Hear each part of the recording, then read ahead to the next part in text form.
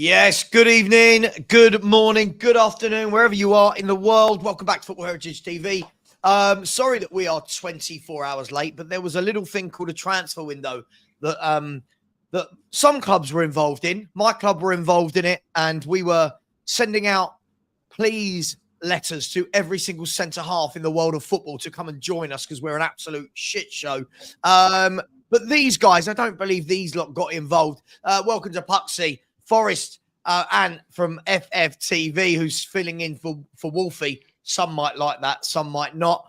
Big up to Charlie from Blue Brother and half-time Hooks as well, who I'm sure will have something to say about Arsenal's lack of transfer activity. Guys, today we're going to talk about transfer window. It's just closed. I want to find out from you guys who's had the best window, who didn't need to do anything, have any big players move that shocked you.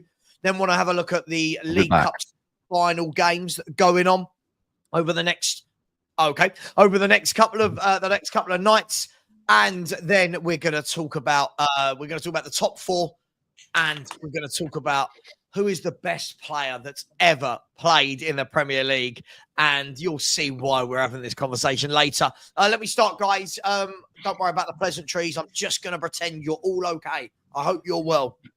Good. Right. Guys, transfer window. Who's had a good one? Who's had a bad one? Who needed to do something and who needed to do more? Talk to me. Go. Well, I'll be honest, mate. We made our squad. Our squad was worse. We made our squad worse. So we finished the window with a worse squad than we started it with. So who left? Who left? Felix, Disassi, Cassidy, Vega, it's a couple of others on loan as well, which I've actually forgotten now. Weren't all four of them your Europa League first team as well? Yeah, they were like for the conference league. But what I mean is that I'm not that fussed about Felix going. There was no replacement for him, so you've actively made the squad worse because you've got one less attacking option now. So we haven't addressed anything that needed to be addressed. We didn't sign a striker. Okay, we recalled Trevor Chalobah, who should never have not been in the squad in the first place anyway. And all right, we signed this Matissa Mugu kid from St Etienne on deadline day, and he was going to be the midfield depth, but apparently he's not really going to play that much according to the Athletic, and he's just here to learn the Chelsea way for 3 months, and then he's going on loan to Strasbourg next season. So actually, we signed him for midfield depth, and the chances are he's barely going to play anyway. So we didn't really address any midfield depth either. So from my perspective, mate, the second consecutive window, was a complete and utter embarrassment. We've made the squad worse, and for me personally, right now, I think we've basically committed self-sabotage on our top four hopes. We're going to have to hope that fifth place gets Champions League now. You know what? Chelsea did have the worst window. Ooh, terrible. I was going to go out and say Arsenal because I'm in my emotions, but after hearing what you just said, you swayed me. Chelsea definitely had the worst window. I don't know. None of those players were first-team players for the Premier League, so I don't. All you've really done is just get rid of players that were in your second team anyway. So I get what you're saying, but I still think Arsenal had the worst window because they didn't do anything, and I think they need. No. But it's not so much about the players that left. It's about the fact that no players come in. The players that left, okay. But they weren't used in the Premier League anyway. No, but it's still options, though. It's still options, and then we didn't. But we haven't addressed what we needed to address. We needed midfield depth, didn't address it. We needed a striker, didn't address it. And then we've got less attacking options than we started the window with. So, like, we've got an actively worse squad than we started the season with. So, for me, that's unforgivable to enter a transfer window and finish the season with a worse squad than you started it with. Exactly, and that's why Puxty, they had the worst window. So let me ask then, does that mean, because look, I get where Puxty's coming from in terms of the players who are playing just the Conference League. Does that mean then now, Charlie, that in the Conference League, so we're going to have to start seeing some of the first team, if you will drop into that, maybe that was the plan all along. Because surely, as you go further deeper into win it, you were going to filter your better players in for the. You can make stages. Maybe you can make 3 or 4 changes for the knockout rounds. So the likes of Palmer and then Lavia and Fofana, if they're fit, they would have been added to it. So yes, okay, 4 or 5 of their squad have now left that Conference League, so we can add some in. So we'll add Chalobah in. We might add Anselmino in potentially. This Amugu kid might be able to be added to the squad as well if there's space. So we can replace those players in the squad, but it just means we've got less rotational options now. It means that the players that you want to give a rest to in the week to focus on the Premier League, you can't do that. And then if an injury occurs to some of these players, because we've got less depth, there's then less options and we're in trouble. So like we're in a situation now where for me is we've just basically taken a massive gamble on our Champions League hopes, when I'm not saying we had to go out and spend loads of money, but don't tell me it's difficult to find a solution for midfield depth and a solution for a number 9 in January, even if it's on a temporary basis. Like I'm seeing teams going out there and doing January business. It's not impossible. Like this idea that it's really difficult to do business in January. Yeah, it's harder than the summer. It's not impossible to do business in January. If you're a serious club and you got your shit together, you go out and you do it. Just gonna throw it it out seems there. like it's more expensive in January, isn't it? Really, more than anything. Yeah, but it's expensive missing out on the Champions League though, Puxty, as well, isn't it? Like I'd rather spend like the extra. I'd rather spend extra. Like look, Liam Delap's someone we're obviously interested in. I think he probably ends up coming in the summer. If you've got, say, he costs 50 million in the summer. If you have to pay like 60 million in January, right? Pay the January premium, and then you'll make that money back with the money you get for qualifying for the Champions League. So this is my point. Like we shouldn't be taking like shortcuts and gambles. And like for a club like Chelsea to be finishing the season trying to qualify for the Champions League with Jackson and Mark Guiu as your number 9 options is embarrassing. It's not good enough. And let me bring you in. Do you agree? I mean, I wasn't expecting Charlie to go off on one so quickly. To be honest, have Chelsea had the worst window? I mean, as other fans, we always sit there and we go, "Oh, Chelsea got 1 million players." When they loan a few out, their fans are saying it's not great. What do you make of it? Yeah, well, for the size of their squad, they've got gaps all over the shop, haven't they? I mean, they have had in fact, all the UCL contenders, none of us have done anything really. I mean, we're in a similar situation to Arsenal. We needed a striker anyway. So we'll come on to that in a bit. Regarding Chelsea, I think they've got issues. I don't think the manager's going to be able to make a big surge with that current squad of players they've got. And like Charlie said, they've not strengthened, and none of us can understand what. Well, I'll leave Puxty out of this because obviously they're doing okay. But the rest of us, we all needed something to give us that edge over the others, because we're all around the same sort of situation. And I'm surprised with Chelsea with their money bags haven't gone out and signed somebody. And Charlie's dead right. I agree 100%. I've been saying this on our channel last night, that if you have to pay a little bit more, pay it. As long as you're not breaking PSR, obviously that's another issue that we're not quite sure about. None of us. I mean, we've been told that we're quite safe on PSR. It's not an issue, but you never really know. Is that why they're holding back? But if the difference between getting in a player that you need is 10 to 15 million because of the January premium, then you have to pay it, because getting into the Champions League is a massive thing, and missing out is going to cost you a lot more than that 10 or 15 million. So do you and everyone else think, like, I don't think it affects, just my personal opinion, I still think Chelsea have got exactly the same now that they had then. I still think Chelsea should make top 4. Does anyone else think they're going to miss out? I watched them last night and I wasn't impressed, I've got to say. But anyway.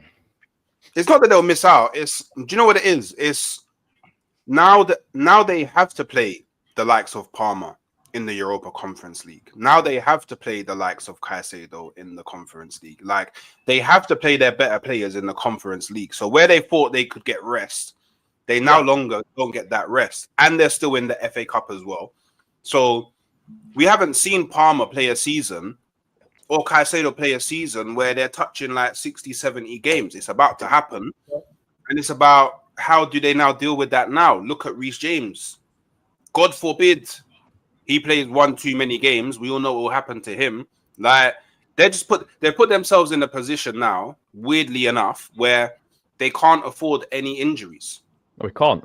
But at the same time, everyone has to give 100,000,000% because they kind of need top four. Like, God forbid they get fifth and then Man United or Tottenham go and win the Europa League. They're in the Europa League. You know what I mean? So they have to get top four. So for me, isn't that a step up from this season for them? Conference to Europa top 5 now, isn't it? Well, it's not confirmed fifth, but like it would. Look, I think the computer said it was a 97% chance. I mean, if we finish fifth and we come top 4 and we get Champions League, I don't care. Just get me Champions League, whatever it is. If it's top 5 Champions League and we come fifth, that's fine, no problem. But the problem we've got is that the teams we're competing with, all right, Forest might not have bought anyone necessarily, but they didn't lose anyone, which is massive. They didn't lose anyone either. Villa have improved their squad. That's the club line, by the way. How Rashford are going to do, how Asensio is going to do, the Sassy's gone there as well. How those guys are going to make an impact, we don't really know. But Villa have added to their squad. Man City have added to their squad. Newcastle haven't lost any players either. So 2 of the 3 clubs we're competing with for the Champions League have made considerable improvements to their squad. And we've made our squad worse, and we're hoping to finish ahead of them. Like, Hooks is right when he talks about the rotation, right? We had the advantage of the rotation earlier on this season where we could field a completely different 11 in the European competitions. That advantage for rotation is gone now because we haven't got the options anymore. So we've made it very, very difficult for ourselves. Did Chukwuemeka go as well? Yeah. Oh, he went as well. Yeah, he went to Dortmund on loan. Wow. So you've trimmed down. I mean, you did have a massive squad. Like you did have. We had 25 squads. We had 25 like everyone else. No. I get that, but my question is this: is most clubs don't do what you've been doing in Europe, right? So most teams will tend to have a kind of mix and match for their European games. We certainly do. Nottingham Forest will find out if they ever get back into Europe. But, you know, most clubs will. Sorry, Ant, I couldn't resist. But you guys, at the moment, you've had the luxury of doing 11 changes, basically. So is it the end of the world if now you're only having to make... Not really. 5 or 6? Surely they can manage that, right? It's not. But you do lose that advantage, and like you know, it could have a knock-on effect potentially for the league campaign. But then again, when we get, hopefully, if we're in Champions League next season, we're not going to be able to do that anyway. So these players have got to get used to playing Wednesday, Saturday, or Tuesday, Saturday. Whatever. Maybe that's why they've done it, Charlie. I mean, I wouldn't have thought. I mean, I wouldn't have thought. You got to make sure you get there first. Well, exactly. You got to get there. You got to get there first. But this is a thing I've spoken about. This is slightly off on a tangent, but like that's what I worry about with the squad and keeping these players happy. Is that when we're not in the Conference League anymore, you're not making those changes. There's less minutes to go around. There's less rotation. How do you keep all these guys happy? Because the guys that were happy getting the rotational minutes in the Conference League, they're not really going to get them anymore. So what's their thoughts going to be? All the players that left on loan left because they weren't getting enough game time. That's not going to change when we're in the Champions League. There's going to be players that are unhappy about their game time, and it's going to be worse because there's going to be less rotation. So there's going to be some interesting, squad management we're going to have to do. Do you know what it is as well? It's not just that you let players go without bringing players in. It's you let players go, and virtually you're like, I guess, the people that are going to contend you the most for that top 4 added to their squad. And not only that, I mean, don't get me wrong. I imagine every Chelsea fan under the sun is absolutely excited and happy and over the moon at the fact that Disasi's gone. But imagine he goes to Aston Villa and he looks like the Disasi why Chelsea actually went and bought Disasi in the first place. Then it's like, oh, we actually helped one of our rivals get above us. Like, I think Aston Villa. And then he's got to go back to Chelsea next season as well. Yeah, so. yeah. I think won the window. To me, Aston Villa won the window. Yeah. I don't think they're going to get up there, Villa. Like, I don't know about, like, I don't really, like, call Man City whatever, but I feel like Man City aren't buying those players to necessarily improve their fortune between now and the end of the season. I think 2 of them are though, Hooks. Mamouche and that Gonzalez are, but the 2 centre halves definitely aren't. I think that they got Marmoush and Gonzalez now just so they don't need to No one worry else about did. covering those areas in the summer, and no one's challenging them for those 2 signings, so they can virtually pay what they want to pay. They won't get like priced out or anything like City have that. to make So sure they got top 5 this season, and with those players signing, that gives them a better chance. I don't think they've just brought them in for next season. I think they brought them in to make sure they're in Champions League next season. I think, and this is just me, yeah. I think Man City are done this season. Like, I just think that they're done. Like, You don't think they finished top 5? potentially, but I think like mentally they're done because you got to think, yeah, they just got smoked by Arsenal, and Pep just got smoked by his cone boy. It's a different level of psychological defeat now. Like, he's in the place that the depths of hell that Pep's in right now, and that because let me tell And you he's now, never been there before either, has he? exactly, there ain't one single soul in that Man City team that can deal with losing to. I hate Arsenal, especially over the last recent years. For Arsenal to smoke them 5-1, yeah, they're finished. They all But You know but- what else as well? No. See, we hear this. We hear Oh. this about different clubs every year. When we use the word "they're finished," I think what we mean is this cycle has come. Yeah, the to cycle's an end. finished. Yeah. That doesn't mean them as a club are finished. I mean, Oh players no. Is that- I'm saying that mentally they're finished now. Well, listen. I agree with whoever said it just now. I think Ant said it. I think bringing in Marmoush and Nico Gonzalez are brilliant for this season and for next season. But It means that they're making up, Savva, for the complete lack of investment in the summer. Those signings they've made in January now, they should have made them signings in the summer. Charlie, I agree, but they are where they are. They'll Yeah. still finish in the top 4. And the reason they'll still finish in the top 4 is they're not going to play Arsenal every week, right? Right. They will beat the rest of the rest. Now that they've kind of settled, other than that game against Arsenal, they were top of the form table for the last 7 games. You know, they've kind of settled out of that bad run they had. They will beat enough teams to get into that top 4, 5, whatever is needed for Champions League.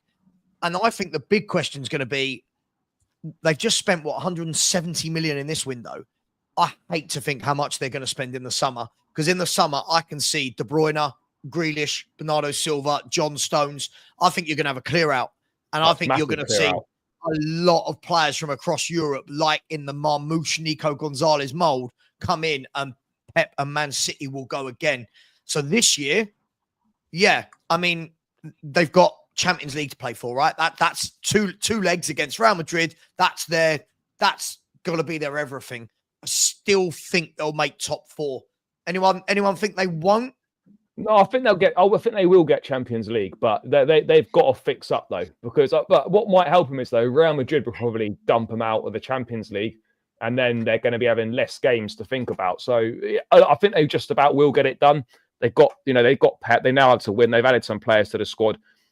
I think they'll finish ahead of they'll finish ahead of Newcastle, and that's all they need to do.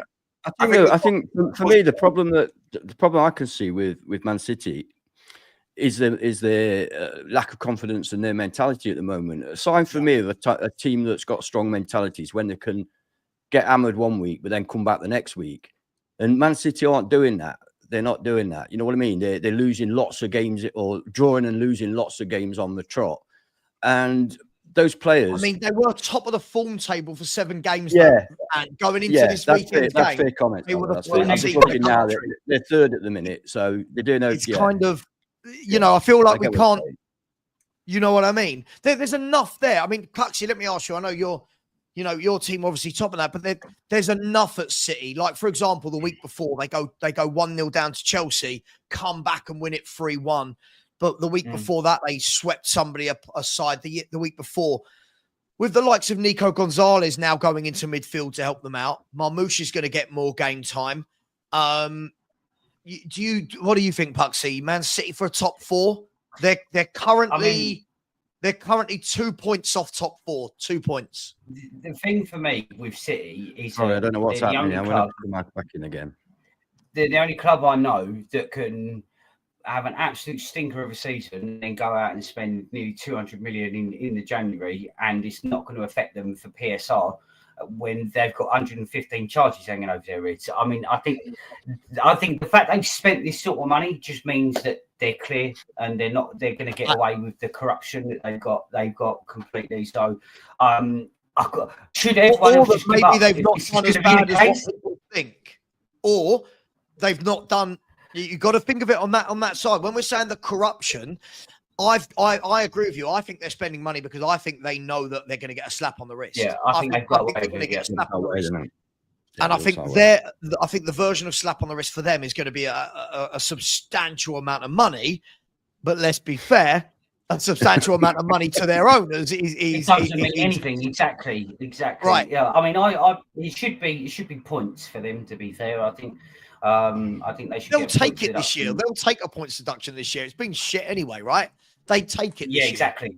And I think that's probably what Hooks alluded to when they're done in their head. They're thinking, right, well, we're going to have a points deduction anyway. We've got loads of money, so they can fine us however much they want. It doesn't matter.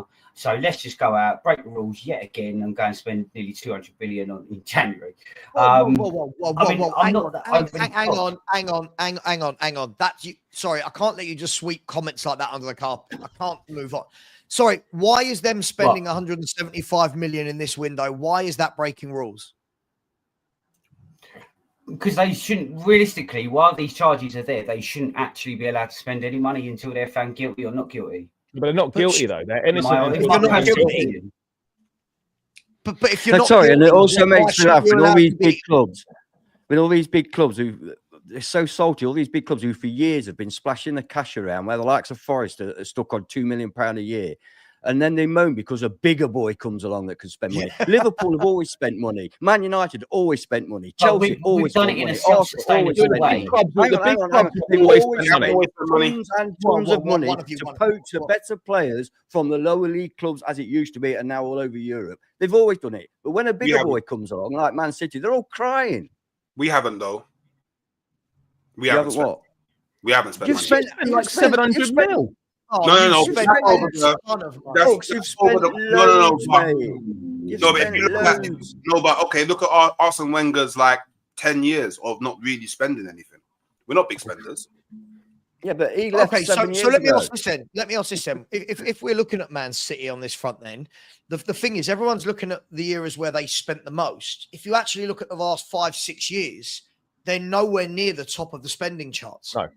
No, they're that actually is going not- down to the academy though as well. What? It's down to they're What? selling out their academy the way Chelsea have. They've sold so much out their academy that it does Right. make a massive offset. They're brilliantly doesn't it, wrong against what club. they're spending. Right, but that's good. That's business sense, right? So Man City, if you look in the last 5-6, we've spent more than Man City in the last 5-6 years, right? We, Tottenham, Spurs, we've spent more money than Man City. The difference is Man City spent all their money, now have been riding the wave with those players. In the background, they've been building one of the best academies in the country. And then every window, they sell academy players for 25-30 million, players that haven't played. Do you remember that? 20 mil. Harwood Bellis to Southampton, 20 mil. That's 40 mil there. Two players that basically made Lavia. less. Not Lavia. Lavia. Yeah, Yeah, Lavia was from the academy. Cole Palmer was from their academy. That's another two. They're like Right. there's academy players everywhere. So Jadon why? Sancho, I'll go back aren't to they? my question. Why is them spending money in this window? Why is that corruption? Why is that? Because I don't cheating? think that they should have been allowed to spend while they're being investigated. But what if they're innocent? But yeah, what if they're innocent? What if they're not? What if Yeah, they're but not? they are Okay, right now. We can Right say now. we can say both ways, but if they're not found innocent, I saw it in the chat earlier. Someone said it, and I think it actually makes a lot of sense. Are they spending this money now because they might know they're getting a transfer ban? You've got the flip This side is of what I that as think. well. So sure, they may well be doing it, but let's be fair, right? Either way, what happened to Chelsea did innocent that. until proven guilty? Yeah. You can't turn around and go, Man City, sorry, you're not allowed to buy players. Why? Well, because we're investigating you. They'll say, yeah, but hang on, we believe we're innocent. The problem is every football fan, let's be brutally honest, remove our hats, right? Remove our who we support hats.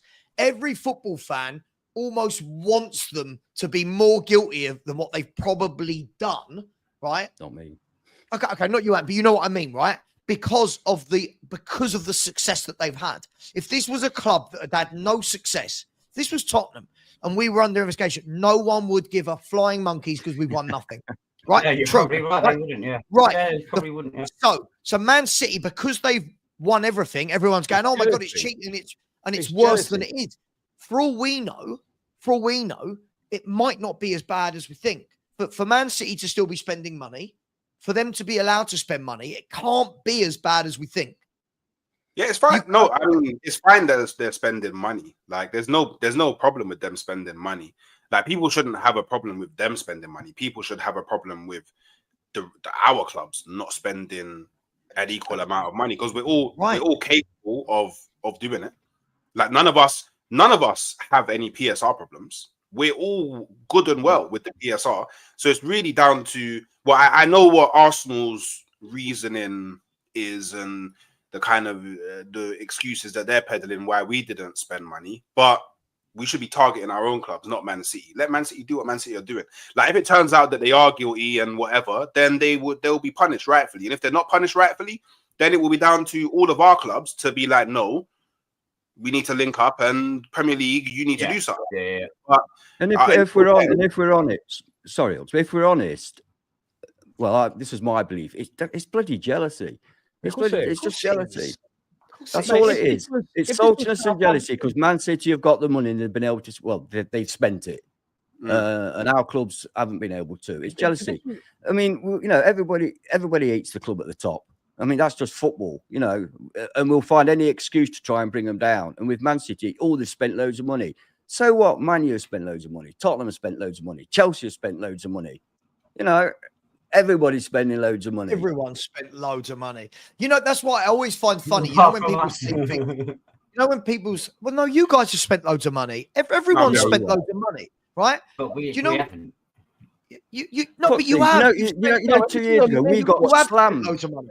Mate. We got slammed by every other bloody Premier League club because we spent 150 million when we came up, and we had 6 professional footballers at our club. 6. That was our entire squad. We had to spend money. Everybody's going crazy because we spent 150 million. You went and, I nearly said a naughty word then. You went and splurged 90 million up the wall for Darwin Núñez. Oh, we don't spend money. We didn't. It was 60 million. All right, 60 million. I mean, let's be honest. It's still a hell of a lot of money. Like, this is what I don't get, right? The revisionism now from fans that their club don't spend money. Every Premier League team spends a shed load of money, and then everyone else goes, "No, we don't." How have Liverpool not spent money? It's like Billy and I arguing about like, how many zeros are in their fucking bank account. They're all rich as fuck. Like, that's like, we're arguing about who spent more millions. Monty Python Yorkshiremen scheme.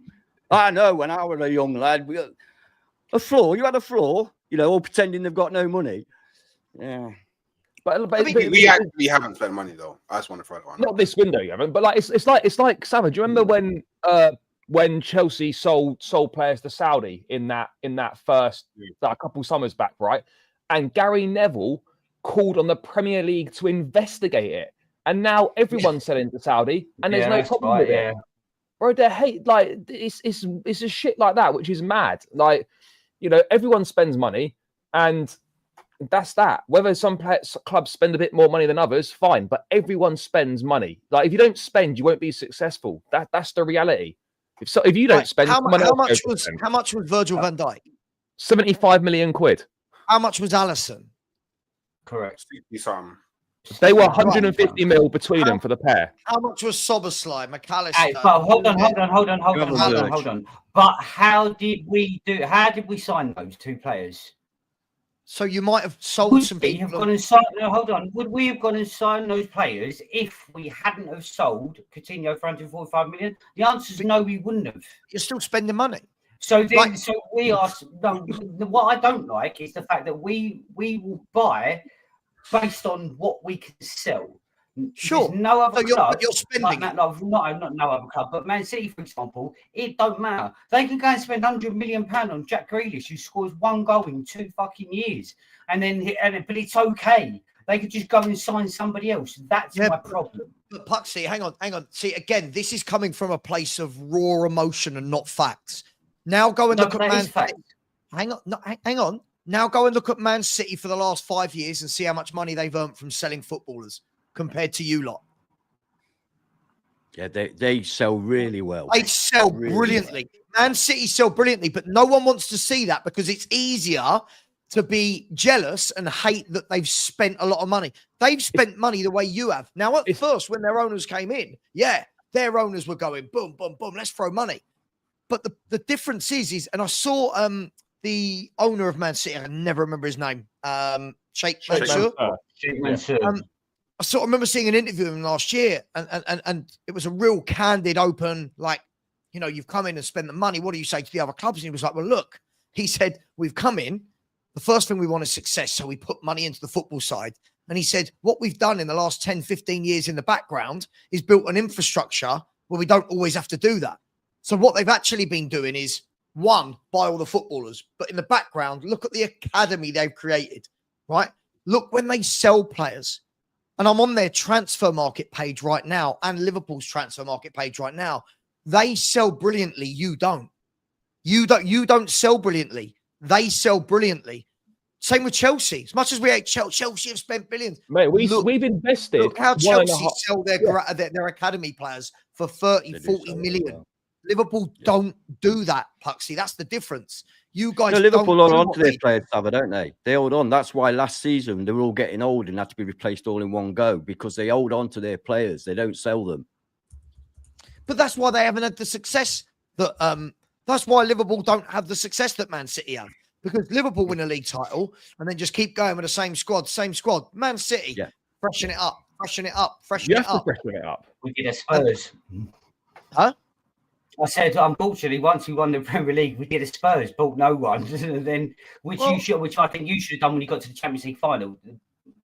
Well, we did when we got to the Champions League final. We did. It was the 2 years previous to the Champions League final that fucked us. Right, okay.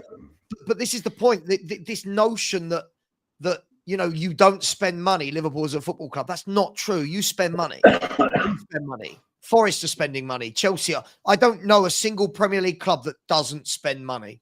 Mate, you got newly promoted teams. You do. You bought Declan Rice for 100 million last year.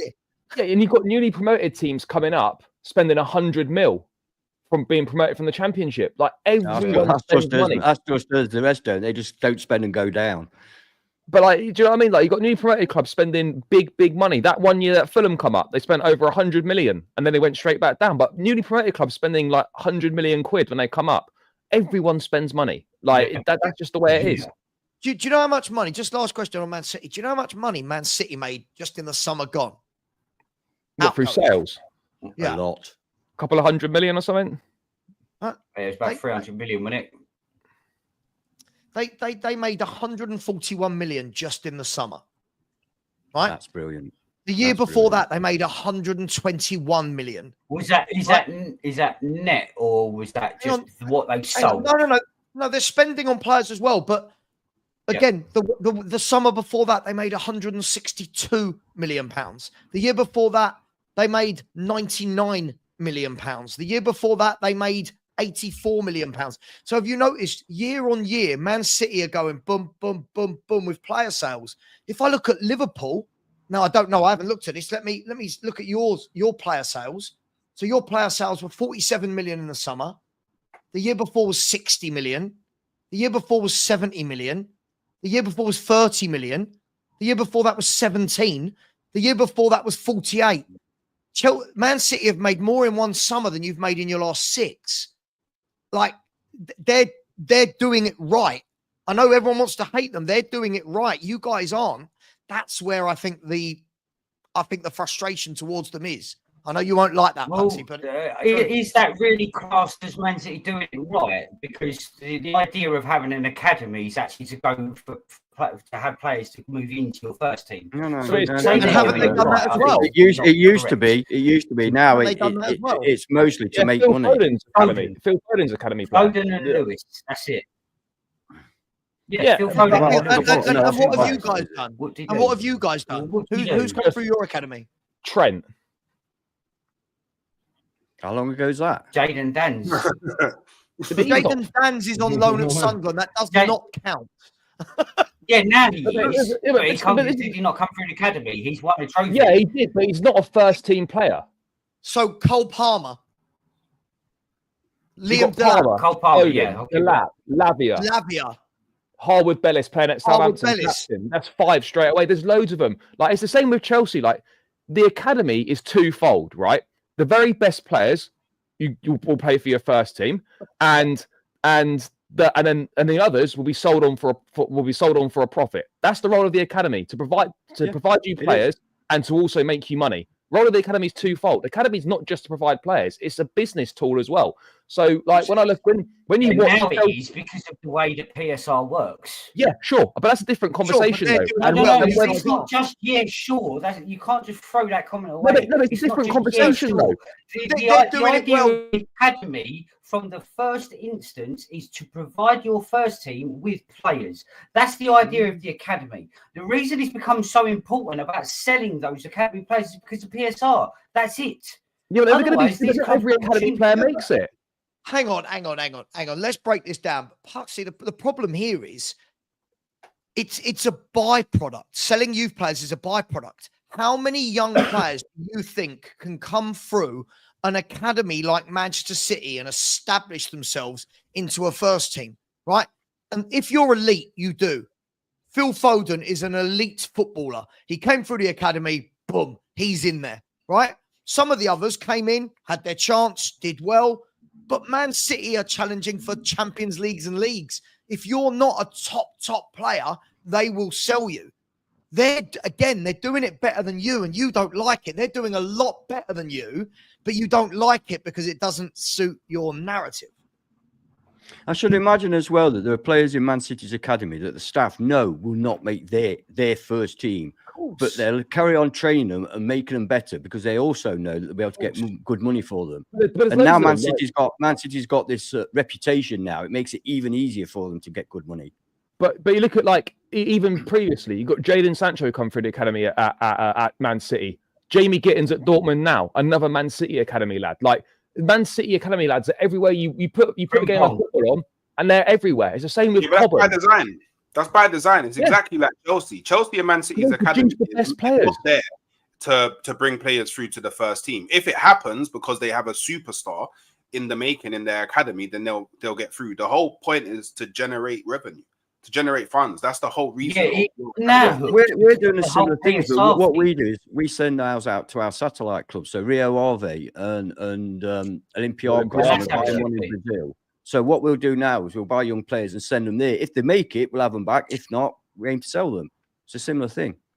But the thing is, Puxty, I'll go back to this. When we're saying it is now because of PSR, for years and years and years, people have been selling academy players because they're not good enough to make the first team at their club. Like, look at every youngster. Like, let's go back to this exact time last year, give or take a month, where you had so many youngsters, right, playing against Chelsea in the cup final. No, don't remember that. Sorry about that, Charlie, right? No. Look at all those youngsters, right? How many of them are now in your first team? One, maybe Connor Bradley plays a little bit. All the rest, gone. Right. So this is the thing. You can bring them through, but the difference is when you sell the likes of Dan's, when you sell the likes of Lee, is it Thingy Lee's son, Rob Lee's son, is it? Bobby Clark. Bobby Clark. Sorry. Yeah. When you sell Dan's, when you sell Clark, the difference is Man City are selling players for 30, 40, 50 million from their youth team. So are Chelsea. You guys aren't. Trafford, there's another one. Trafford, the goalkeeper. Difference. He went for 20 mil, didn't he? He was City Academy as well, wasn't he? Yeah, that's what I'm saying. Right. That's what another one to add to the list. Right. So are we hating on? I know everyone wants them to be found guilty, but are we hating on City for bad? But we're just ignoring how well run the club is on the financial side and from the academy side. Are we ignoring that? Like, I'm just asking. But that's a skill in itself, though. Having an academy that produces top class footballers is a skill in itself and something that should be applauded. You know, every club's got an academy, but not every club is able to produce top class players. So, like that, having the academy and producing the players is is a skill in itself. And as Savva said, if you produce good players, a byproduct of that is that people will pay good money for them. Like the other, instead of like clubs hating on it, other clubs should be putting more effort into their academies to produce better players so that they can then be in the same situation as well. Yeah, but it's the intent. Maybe it's just down to the fact of the way we use our academies different. What do you mean? Intent. What do you mean? The intent, Man City and Chelsea are basically using their academy as breeding ground for money. That's essentially what they're doing. There's a difference between you have an academy and you're actually trying to create a pathway for youngsters into your first team, and there's youngsters that aren't good enough to make it into the first team, so you sell them. That's part and parcel. The same happens in first team football as well. What Man City and Chelsea are doing is they're securing all of the best young talent that they can, either on the cheap from abroad or best in the local area, with the intention of selling them for money to balance the books. It's different.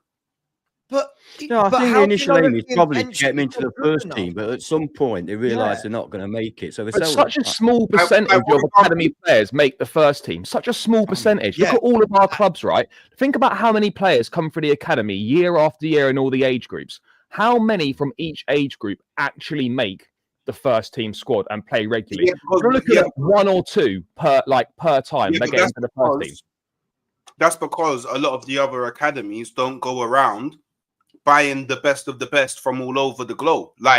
So the numbers actually make sense because it's really difficult to get into first team football. But you guys are literally you can go all over the globe and see your academy everywhere. Yes, everywhere. Yeah, everywhere, because that's the thing. For example, Bino Gittins, he's good enough to be in the first team setup for Man City. Is he? Is he what? Probably is. Yeah, he probably would be. Yeah. Right now, you would say that he would be. If he was good enough, he'd be. Yeah, but they could have. Yeah, but they got rid of him. But he could definitely. They sold him about 17 or 18. They sold him, or 16 even. So it's the same as Jeremy Frimpong. They've probably got a buyback clause anyway. Frimpong, another example. I think you know what you actually mentioned saying there, and I was going to say earlier is the buyback thing. I think. Because Cole Palmer does not have, there's no buyback, is there? There's nothing. There's no percentage of sale for City or nothing, is there? So I think that matters in the negotiations. Like for example, Chelsea got. I mean, everyone did. I'll be honest. When Chelsea signed him for 40, 50 million, I thought, oh Jesus, that's a lot of dough for a geezer who's not really proven himself or done nothing. But I think half of the reason why it was so much money is because City probably wanted a buyback clause in there. They probably wanted a percentage sell-on clause. Chelsea have said no, we'll just give you this amount of money instead. And I think that's where a lot of clubs have probably done that. They probably. What's wrong? But is there anything wrong with this? Because I think I go back to Charlie's point. He's right. If you look at academy players, right, how many of them, and Puxty, I used to work for Cholton, right? When I worked at Cholton, I'm seeing hundreds of academy players year after year after year that fall out. Yeah. One or two sneaks through. That's at Cholton, right? Yeah. Most of those kids at a club like Cholton will end up in the non-league. Now we're talking about these kids at Man City, right?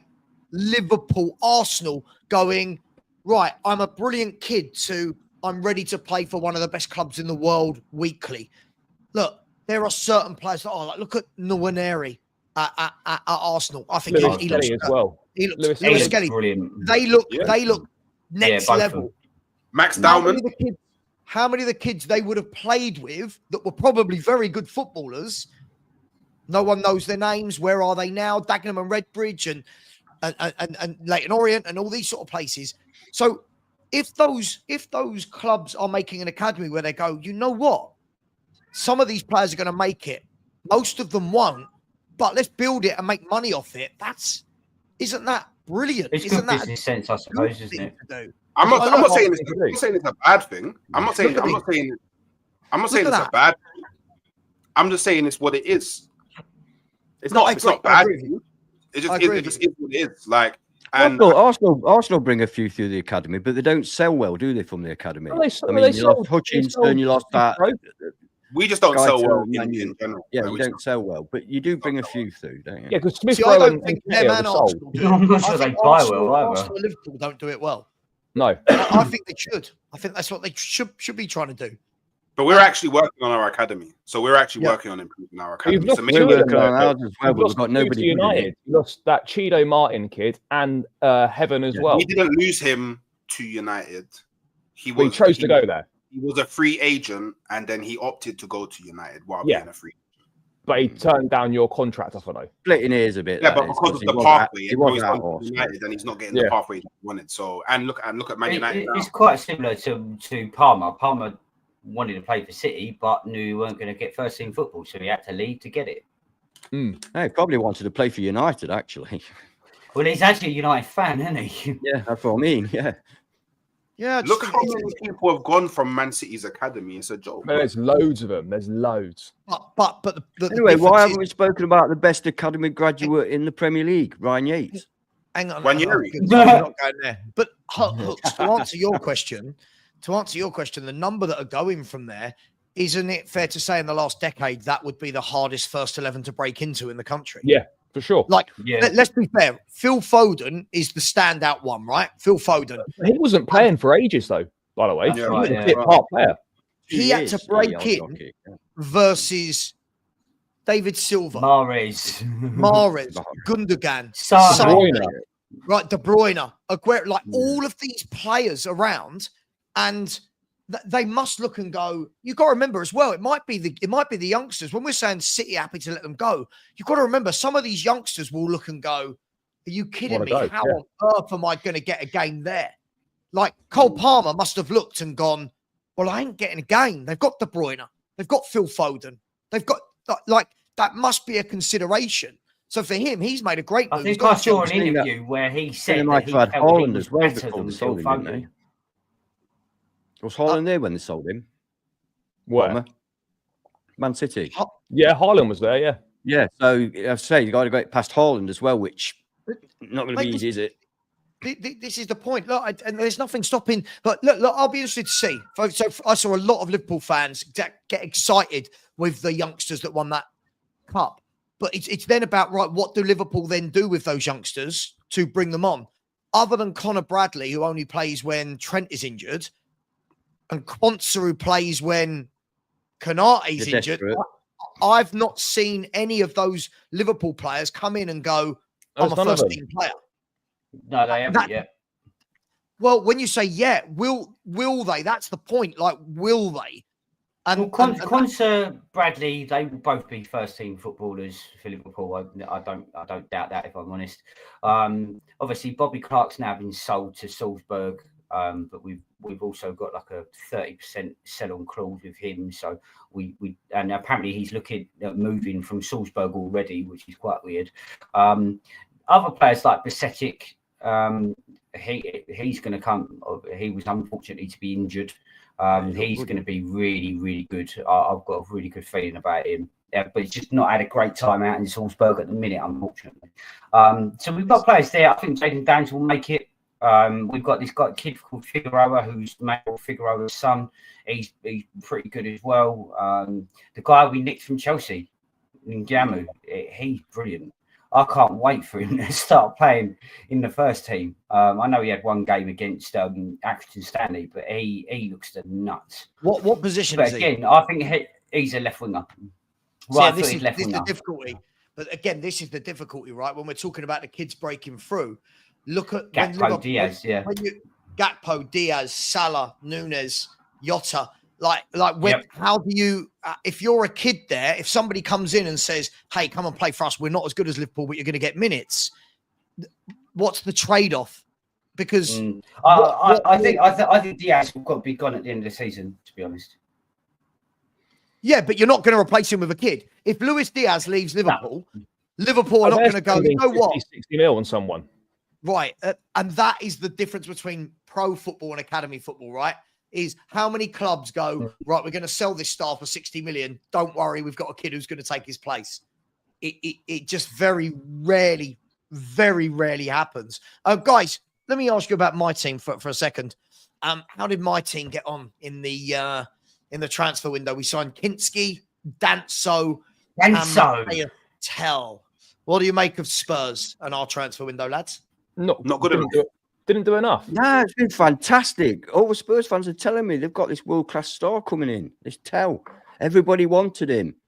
So it's got to be a 10 out of 10, surely. I don't even think he knows what he wanted. He doesn't, does he? Actually, do you know what? Sorry to interrupt you as well, but that's actually just reminded me. You're saying that we don't sell well. We have sold well. We sold Bruce to Sheffield United for 20 million. We sold that was a robbery. 10 million. That was a robbery. Like we have sold very well. We just you haven't, because I've just read out your last 7 summers. Yeah. You don't sell well. I've just read out your last 7 summers. No, we do. We just don't sell often. Well, okay, but then that's the same thing as selling well, isn't it? That's like me saying. Okay, but when we have sold, we sold well. That's not hard to work out. I could sell my car for 20 quid, but it doesn't mean I've sold it well. Yeah, that's but then that's obviously different, isn't it? When we have sold our academy players, we have sold well. Do Spurs sell well? No. Well, but Harry Kane aside. We sold Harry Kane and Bale. Yeah, you got Kane and Bale. Yeah. Right. So this is the point. If you Spurs just don't buy well. Yeah, sure, but this is the point. When you look down at what you have sold in the last 6-7 years, Liverpool don't generate revenue through player sales. And Ant is right. I think Ant said it earlier in the show. You keep them and keep them and keep them and keep them and keep them till you got to the point where you went, shit, we need a whole new midfield in one window because we've done nothing for years. We didn't sell any of the players on when they were at their peak. Since Coutinho, you haven't sold anyone at their peak from my memory. You might tell me differently. I can't think of anyone who went. No, because we don't and you reinvested. Sell our academy players very often. Because we use our academy to try and get into the first teams. That's my point. But you're not though. But when we do sell our academy players, we sell them well. But who? You don't do that though. You're not doing everything you've just said you do. You don't do. You're not using a. Yeah, we might not have done it within the last 2 seasons, but we haven't. What? Life isn't just about 2 seasons. You haven't done it since. I gave you 7 years in a row that you've not done it. You haven't done it in the whole Klopp era. The only player that came through was Trent. Well, no, because that's not true. Also, is it? Because all the young players we're talking about now come through when Klopp was there. Right, who else came through from the academy that plays first team for Liverpool? That's not Trent. Yeah, but that's right. You're talking about first team football right now. We're talking about. No, it's not. He's asking you. He's asking not asking you right now. He's asked you. Bradley, they not come through our academy? Yeah, but they're not big part players. They only just come through. So then people are only just hearing about them now. No, they've been heard of for the last few years because they've been coming through. But again, you've got, like I just said, Konza and Bradley. They're just the two. But they're not first team regulars. This is the point.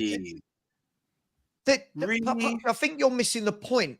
Like every club has got young players. Like Spurs have got Mikey Moore plays, right? And Lancashire. Spurs have got Lancashire who's played a few games this year, and we've got I'm not counting them as first team. I'm not counting them as that they've come through the first team. You can't count them as first team because they're not. But Konza and Bradley are. If our first team centre back gets injured, who plays? Konza. If our first team right back gets injured, who plays? I don't know so Mikey Moore. Myself, doesn't that mean Mikey Moore's a first team player then?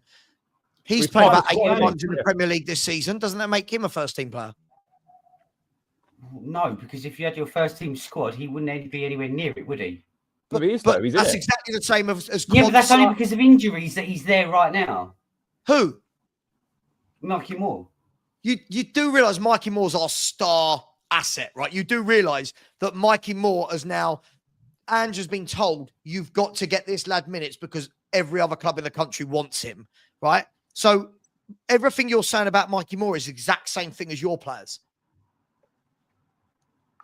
Quansah only plays when you've got injuries. They call him Namor. Who? Namor. Yeah, you actually call him Namor, yeah. Namor. Yeah. You get my point, though. Brilliant. The problem is, Puxty, what you're arguing against. Hooks, if I'm not wrong, asked you, in the Klopp era, who you brought through in the Klopp era, other than Trent, that's gone on to be a proper first-team player from your academy? Because you said that you don't need to sell those players because you bring through the academy players. Who? I've just told you. No, Bassett. You've told me 2 bench players from this season. He's talking about from the Klopp era. Klopp was your manager for about 8-9 seasons, weren't he? 8 years, 9 years, yeah. 9 years. Other than Trent, I can't think of one. Not on a regular basis, there isn't. That's the point I think Hooks was making, right? If I'm not wrong, I think that's the question Curtis he was Jones, asking. Curtis Jones in academy could, didn't he? But I don't know when he come through. Curtis Jones. I'll give you. He come 3 years ago. Curtis Jones. with There you go. I'll Klopp, give you yeah. Curtis Jones. Curtis Jones. So two Kelleher? in 9 years. Yeah, he come through with Klopp, yeah. Kelleher? Oh, yeah, but he's blocked by Allison. So. What's going on here? He's not a first teamer, is he? I mean, I love the didn't guy. hear that. He's not a Everything first broke teamer. up. But do you see what I mean? It's we can't just sit there and say, well, the reason we held on to our players is because we keep them and then we bring through the academy behind. But that's not what Liverpool did. What Liverpool actually did was got to the point where that brilliant team you had, it got stale. Your entire midfield needed to be changed in one summer because you hadn't brought anyone through.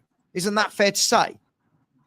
Well, I think at that point, Curtis Jones wasn't really pulling up trees like they thought he was going to, if I'm honest. I think he was due to be the one who was going to be in that central midfield or potentially on the left-hand side that was going to come through and put up trees. He didn't. He's only, to be honest, really come good this season and tailed the last season. Although I think he's a great player. He kept Fabinho, Henderson. There's another one as well. About 2 years too long. Milner. About 2 years too long.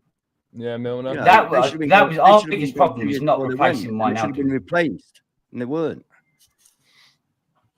And that's I mean, why he had a Henderson, fourth season. he's not a very good footballer anyway, to be honest. He was just a very good leader. Yeah. Look, so yeah, again, I told you guys, one rule for Liverpool, one rule for everybody else. I told you, it is. Facts are not Liverpool fans' friend. Anyway, I think you were saying my team had didn't do enough in the transfer window. Disassi, we didn't get him, did we? I think he rejected us about 3 times. How far down the centre back list was Danso? What number was he? Well, Charlie, apparently he wasn't. Apparently, what's happened is that when we inquired about him in week 1 of the window, they wanted 35 million euros, which was 30 million quid. Daniel Levy went, nah. No. Then when it gets to the end of the window and Wolves have agreed a fee of 20 million pounds, Spurs have gone, oh, hang on, we're interested again here. Yeah, we'll have that. That saved me 10 million. Savva, can I ask you a serious question? And Sure. This is not trolling. This is a serious question. Who decides who you buy at Spurs? Do you know? Is it the recruitment team? Is it Ange? No one knows. I don't. Mate, is it Paratici from behind bars? Yeah. Yeah. Because I have to question the decision to bring in a centre back that I believe is renowned for not being the quickest into Sassi and also error prone, and deciding that he would be good in an Ange Postecoglou high line. I don't get that. Mate, I'll be honest. I don't get anything Spurs do. I feel like there's no process plan. It got to the stage yesterday, Ant, where we're asking Burnley about their centre half, who's a good player, but we're talking about, you know what I mean, right? We're asking Burnley. We're asking this player, that player. Tomori, who wants to come to London, Not there, mate. turned us down as one of the big 3 London clubs. Yeah, like he knows. Ange does this. This is why I think they are Ange signings. Ange does. He even did it at Celtic. He signed. Disassi can't be an Ange signing. Disassi can't be. He can't be an Ange signing. Danso. They signed Danso. The guy. They wanted Disassi though. Like if Disassi had given the green light to go to Spurs, then Spurs would have signed him. And Disasi has got zero recovery pay. So how on earth would he fit in an Ange system? So who is making them decisions? Yeah, but they were the other side, no? We did this last Hooks. We did it last season, last January. We bought Dragashin, who Dragashin is a old school centre half. Yeah, you want him in a one-on-one battle, right? You want him in the air. You want him marking his man. Every time we put him in that high line and people run at him, people go, "Oh, he's shit." No, he's not shit. He's just not. His game isn't. He's not a high line player. It'd suit us. It'd probably suit us better. Yeah, absolutely. Yeah. But so what was this 70 million pound any mark? team better, I think, that don't play a high line. Sorry, what? Who? What? Sorry, what was that 70 million pound Gerhi bid that just appeared out of nowhere? Yeah, we're ballers, aren't we? We're trying to spend our money on the last day of the window. For me, I've said this is again, listen, this is, you got to remember, our chairman's been here longer than any other chairman in the Premier League, right? So when I talk about our chairman, this is through 24, 25 years of history. It's been that long. It has been that long, 2001. And I remember what he said on the day they took over. We're not here for footballing reasons. Just sport is where the money's at, right? That's what you want to hear, isn't it? He didn't lie, did he? He did not lie. Fair dues to him. The problem that we've got is, again, listen, I'd love Mark Guehi. I'd love Mark Guehi. I think he walks straight into our centre. I think he's a top defender. The problem with going for Mark Guehi 3 days before the end of the window is Crystal Palace are going to turn around and go, well, what do you want us to do with 3 days of the window to go to replace our best centre half? And surely Guehi's agent is saying, dude, listen, you've got 4 months. In 4 months, you're going to have 12 months left on your contract. Yeah. Newcastle might want you. Liverpool might want you. Chelsea might want you. Arsenal might want you. Man City probably will need another centre half. But that's why he fucked up everybody's chance to buy Guehi. But that's why you call him Traveller. But that's why he went big for the bid, Savva, because you know in the summer you've got no chance of getting him with the other clubs that will be interested. That's why you had to go big and just try it. Mate, he knew it was going to be rejected. Yeah, of course he did. Levy knew that bid would, like, if we really wanted Guehi, guys, why not make that bid week 1 of the window? Yeah.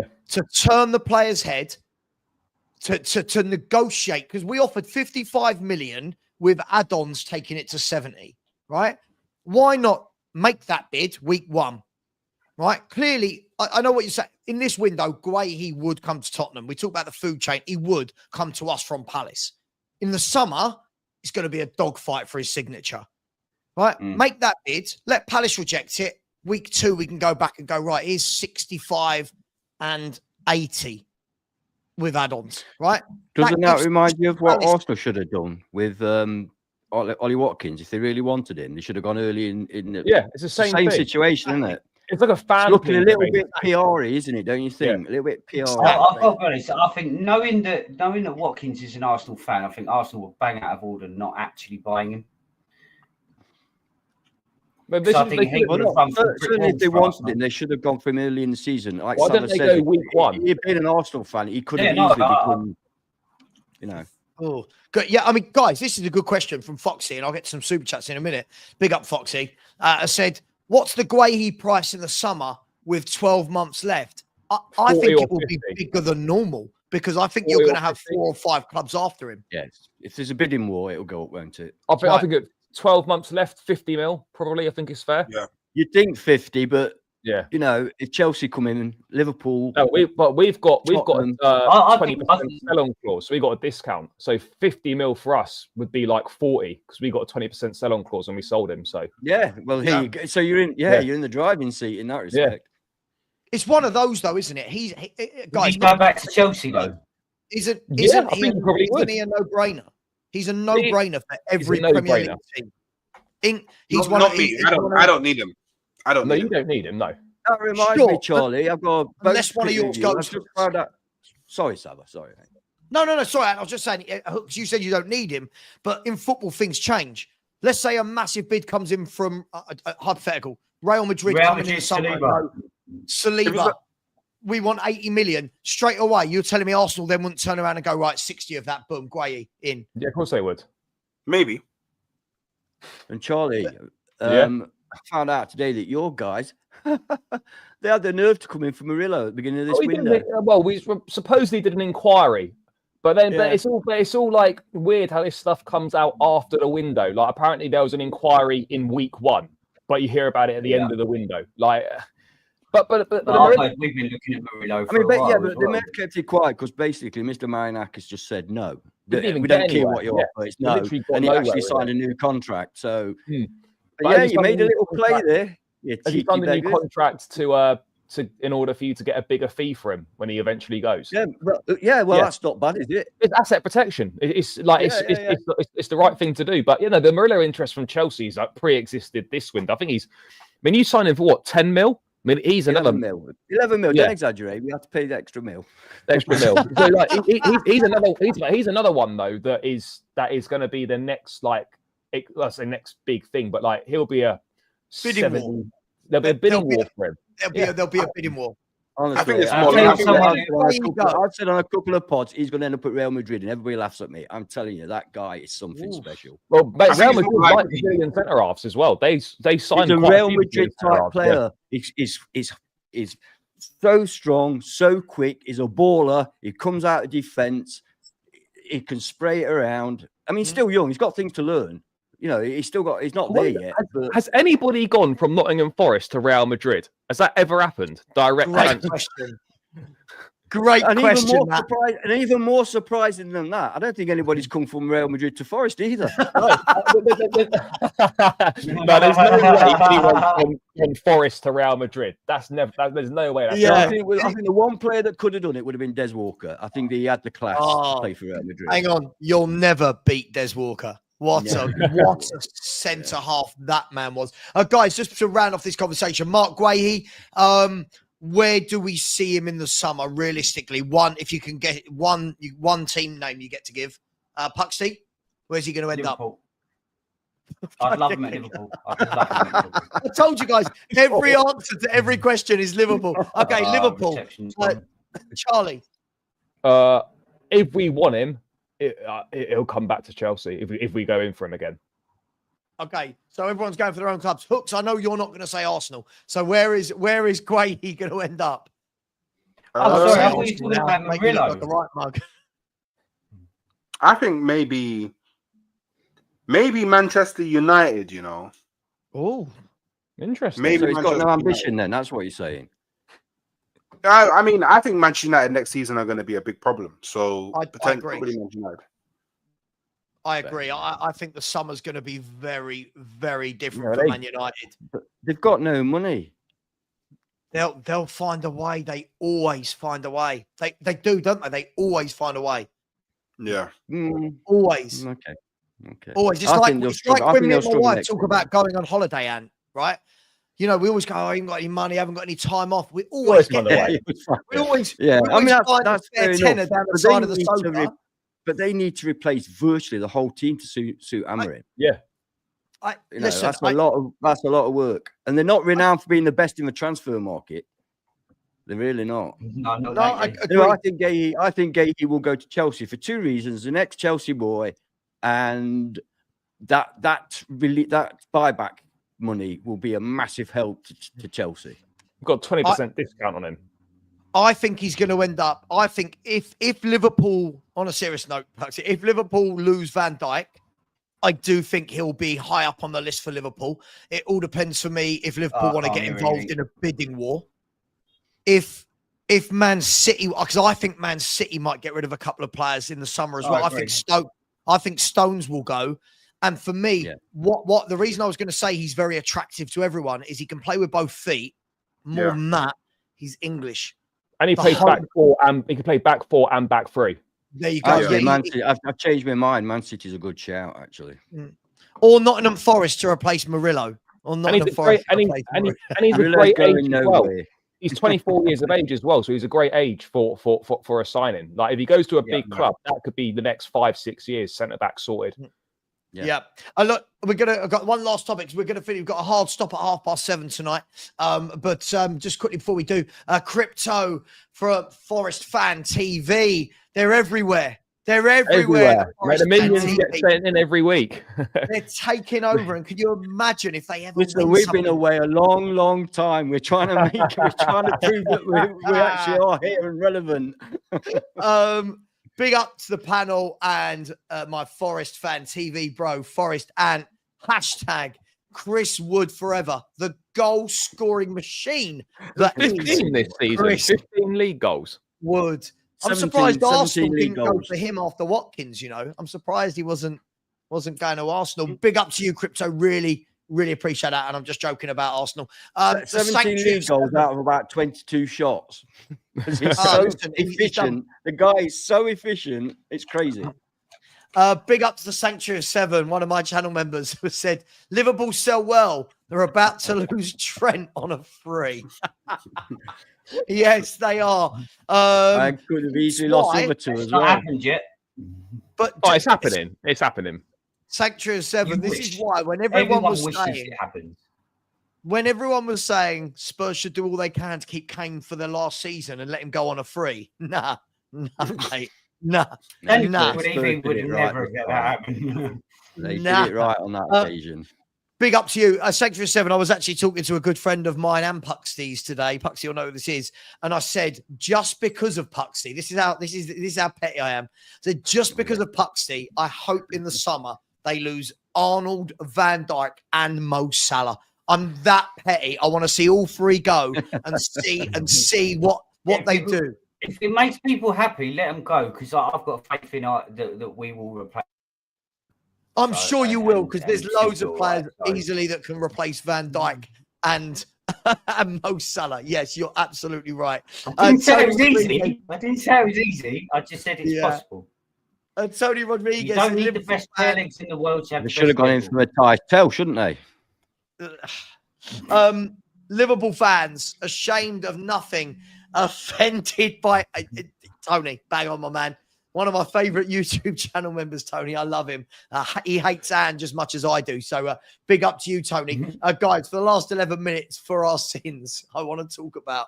I'll save for when Wolfie's here to talk about Nottingham Forest winning league titles.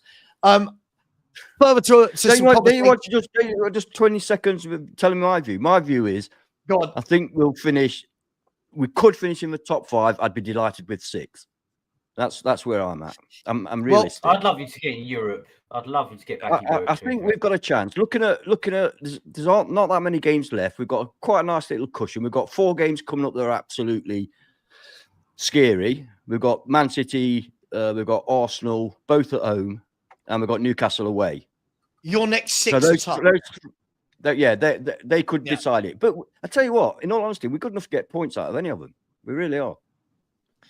Hang on, he's channeling his inner Wolfie. His inner Wolfie's coming in. 6 wins predicted. Listen, we'll see. Listen, I said earlier on, a couple of weeks ago, for me, this group of games you've got coming up now, for me, this is this is the big moment. So this is going to be different from Champions League or not. Guys, further to a conversation we're having in the WhatsApp group, well, some of us were anyway. I've asked everyone to come tonight with their answer for who is the greatest Premier League player of all time. I would like to get all of my chat involved in this, because this will cause riots and debates. And listen, if we're not rowing, then what's the point of being on YouTube? We might as well all fall out and then fall back in tomorrow, right? Exactly. This all it's true, isn't it? And it's true. Yeah, it's true. I stormed off our stream last night. I was effing them. I was that pissed off with the transfer. We've all right. Here's a question before we do this. Before you get there, here you go. Hooks has gone early. Who here hasn't stormed off a stream? I don't think Charlie would. Charlie's a very cool character. No, I wouldn't storm off a stream. No. Oh, I have. I've done it plenty of times, and you have, right? Yeah. I told my fellow panelist and very good friend of mine, I called him a effing wanker and stormed off. He was saying we don't need a backup for Chris Wood because Chris Wood might not get injured. I mean, come on. Well, yeah, but you can say that about anyone. No, so Yeah. I was saying, are you mad? Are you mad? We'll have no squad depth then because none of them are going to get injured. That's fine. Yeah. Oh. Yeah, that was I mean, the it's discussion. lovely wishful thinking. So this all came about because, of course, when I asked Puxty earlier who was the greatest player to ever play in the Premier League, of course, there was no fault of any other player in the world other Wayne than Rooney. Steven Gerrard, of which I'm not having in any way, shape, or form that he's the greatest player that's played in the Premier League. So I'm asking, I'll start with, Hooks, I'll start with you because I know your answer. He's not even the best midfielder to play in the Prem. You think he's the best player to play in the Prem? Bro, please, man. Bro. Please, bro. Who's been in the Premier League team of the season the most? Please, bro. That's it. It was done. by a long way. Hang on. Whoa, one at a time. There's three people talking. Sorry, mate. Three different accents as well. I'm like, what the hell is going on here? Ask Steven Gerrard who's the best player in Premier League history, and he will tell you, just like every other player that's ever played for your team, Thierry Henry. There is no other answer. There legitimately is no other answer. Any other answer is a lie. But there is though. There's no other answer, bro. Steven Gerrard holds the record for the most appearances in team of the season. Premier League Who team. cares? Hang on, one at a time. He's won no Premier Leagues. He's won 0. He's won 0 Premier Leagues, bro. Because that's a team. We're Two talking things to say, right? About Gerrard. Two things to say about Gerrard, right? 2 Premier League midfielders that I remember finished in the Ballon d'Or podium. Frank Lampard come second and Jorginho come third. Both Chelsea players. When did Gerrard ever rank on a Ballon d'Or podium? No, he came third in 2005. Got there because he came third in 2005, behind Frank Lampard. Behind Frank Lampard. And this is the point. Like, Gerrard's an unbelievable player, by the way. Yeah. Don't get me wrong. This is an unbelievable footballer. But to suggest he's the best player to ever play in the Premier League is just not true. How is that not true when he's got in the most Premier League teams of the year? Isn't that to do with longevity? Because that's what's done by voting and statistics. It's voted by players. Who chose them? Who chose the teams of the year? You can't take the team of the year seriously because Cole Palmer didn't even make the team of the year last year. That's how mental. That's what I mean. I don't care, to these stupid polls like Ballon d'Or where it's all French journalists voting. It means nothing to me. Can I ask? Ballon d'Or doesn't really mean much to me. Let me ask this. Like, I'll chuck some players out there, just a few, and then we can fill some blanks in. So for me, I've looked at this and I think straight away you've got to talk about Henry.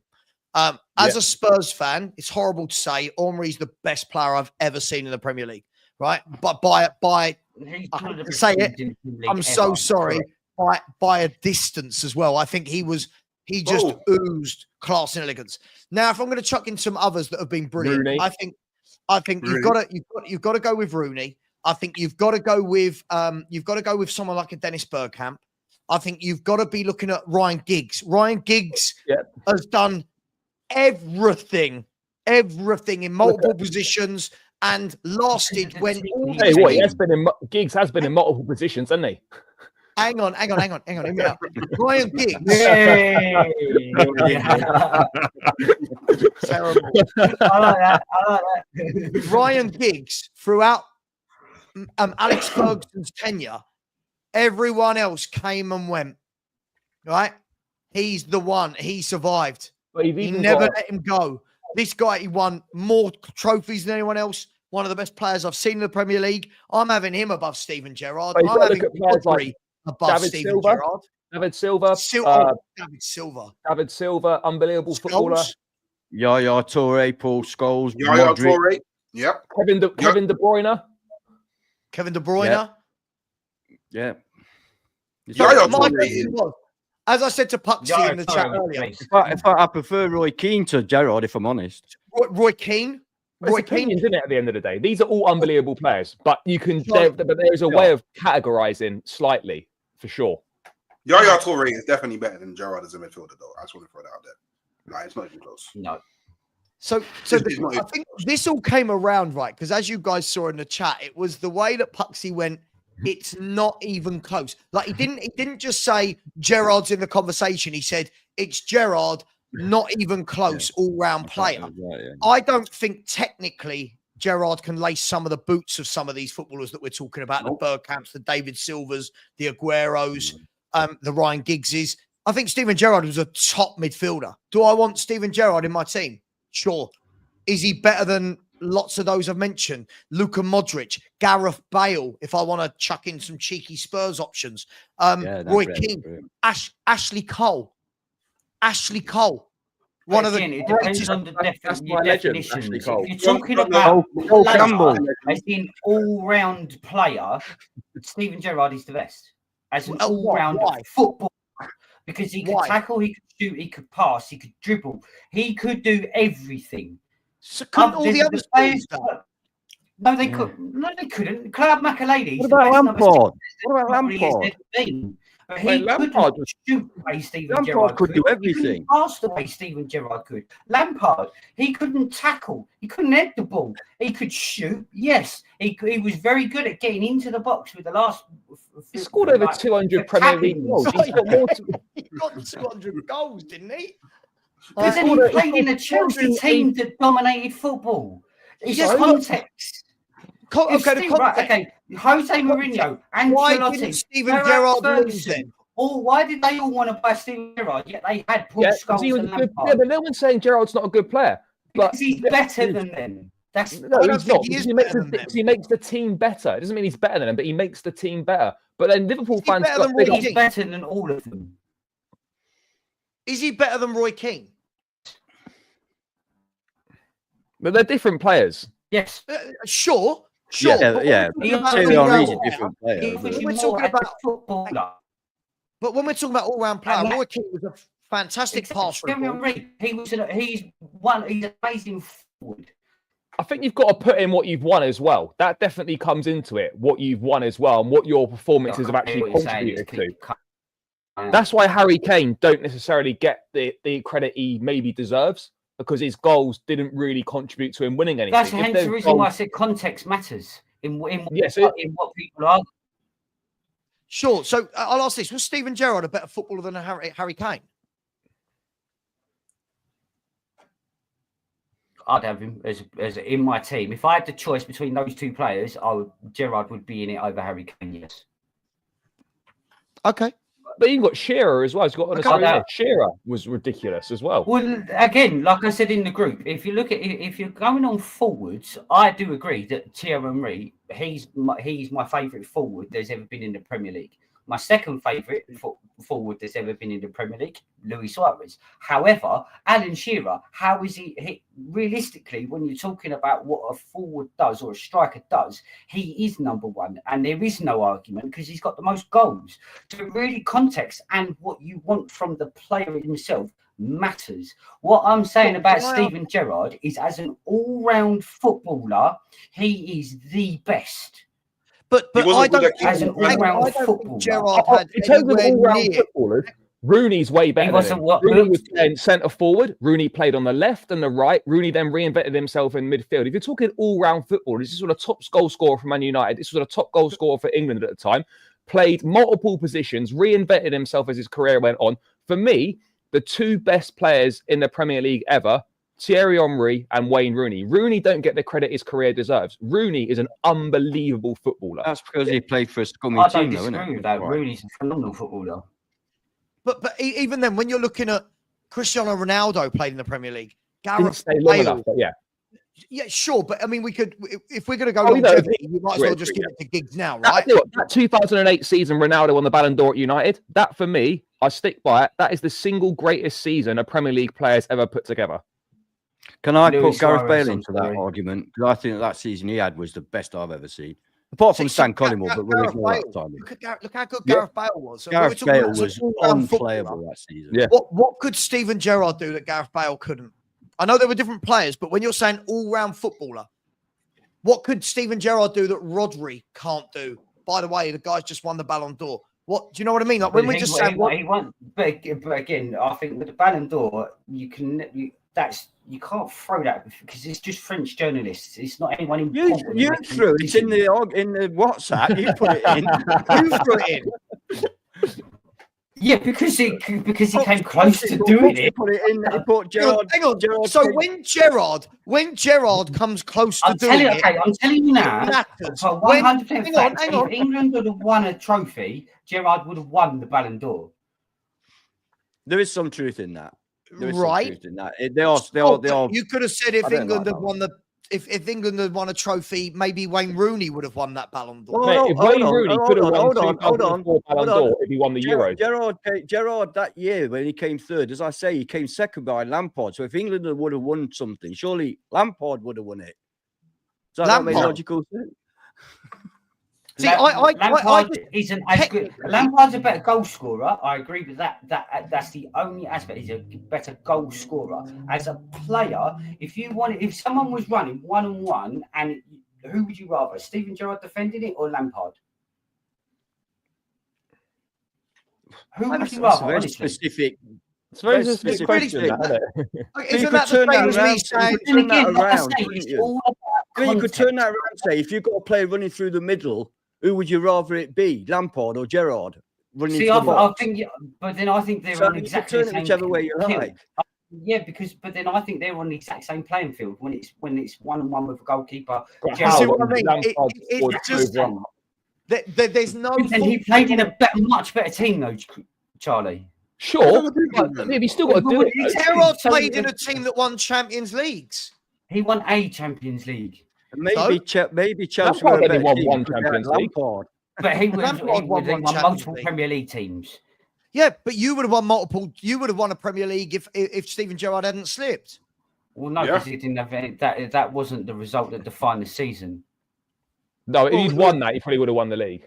Yeah, if you had won that, you would have won the league, right? The one that actually done it. No, we wouldn't have. No, we wouldn't have, because we wouldn't have won it on goal difference.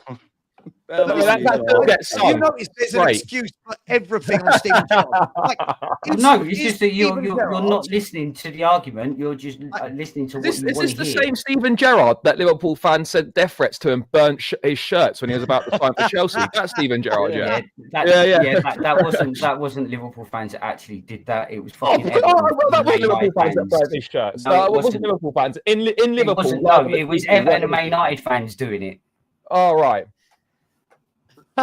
Someone said Lampard's a better manager than Gerrard. Wow. Yeah, that one's a dodgy one. Listen, by the way, I don't want anyone to think that I don't think Steven Gerrard's a top. We all think he's ridiculous. He's unbelievable. When we're saying as an all-round player, he's better than every player we've mentioned. Oh, no.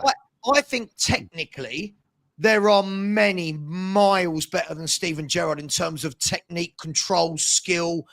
Then you haven't watched Gerrard enough, then, mate. No, of course. People might say Paul Scholes had a better range of passing. I love it when you say this. Then every time we have a disagreement on a player, you say, then you haven't watched him. Yeah, I didn't watch Steven Gerrard at all on Sky. Never watched him play a game of football. No, Steven Gerrard. Are you telling me Steven Gerrard had the touch, the vision, the technique of a David Silva, a Modric? For example, not as good as those, no. But to say to completely disregard him as not having a very good touch and everything. No, that's not what I said. But no. Use your two of these, one of these. That's not what I said. I said when you look at those aspects, that wasn't his greatest asset. Steven Gerrard was a very, very good midfielder. But if you're asking me, who am I having, Steven Gerrard or Luka Modric? I mean, I'm putting in Luka Modric all day long, for example. You know, I don't know what the massive difference was between Lampard and Gerrard when people go, oh, Gerrard's there and Lampard's there. I look at their careers and go, really? Like, what? And if Lampard had a better career than Gerrard, miles better career. Yeah, without doubt. He played in a better team, yeah. I'm not going to deny Then why didn't Gerrard go to a better team? Not good enough. He didn't want to. He Well, that's did want obviously to. not true. He did Real want to. Madrid- Liverpool fans threatened him not to go, and he shit himself. No. See, again, you're listening to But mainstream media. that's It's true, a though. bollocks. Man U and No, Everton but it's fans, not that true. was. It's not true. The only yeah. reason that Gerrard was potentially looking at going to Chelsea was because he didn't think Liverpool wanted him. He was in the car to come and sign for Chelsea. He was on his way. Because he didn't think that Liverpool wanted him because Benitez was going to sell him. Yeah, Ben. Who would By you the way, Again, Savva, context back, matters. Messi or Gerrard? By the way, Savva, my vote's for Henri, by the way. Yeah. Oh, I'd say My I agree. vote's for Henri by a country mile. But then Yeah. I'm looking at the likes of Cantona, Bergkamp, Zola, De Bruyne. Like Zola. even Hazard. people I've not mentioned, like a Zola like a was a Ginola, baller.